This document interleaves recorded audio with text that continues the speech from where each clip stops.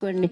అయా స్తోత్రం, వారి బలహీనతలో స్తోత్రం. నుండి వారిని జ్ఞాపకం చేసుకోండి నాయన. ఆమేన్. అయ్యో కలుగుచున్న భయములో నుండి వారికి విడుదల కలుగునట్లుగా జ్ఞాపకం చేసుకోండి అయ్యా. అవునయ్యా. అయా నీ బిడ్డ లేకున్నా అయా ప్రతి విషయములో ప్రార్థన చేస్తుండగా నీ బిడ్డలు జ్ఞాపకం చేసుకోండి తండ్రి. నాయన మా కాళ్ళు వంచి తల వంచిన బిడ్డలు అందరినీ మీరు దీవించమడుగుచున్నానయ్యా.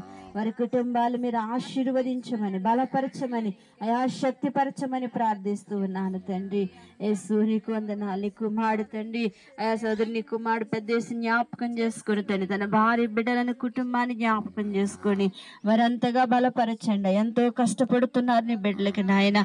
తగిన ఆరోగ్యము శక్తిని బలాలు బిడ్డలకి దయచేయండి నాయన. అయా యేసుపదం తన భార్య ఆశను బలపరిచి నాయన. అయా ఆమెకి ఇచ్చిన గర్భాన్ని బలపరిచి శక్తి పరచచ్చు నాయన. దీవించండి నాయన. ఆమెకున్న బలహీనతలను భయములను గద్దిస్తూ నీ బలముతో నీ శక్తితో ధైర్యముతో నింపమని ప్రార్థిస్తూ ఉన్నానయ్యా. నీ సన్నిధి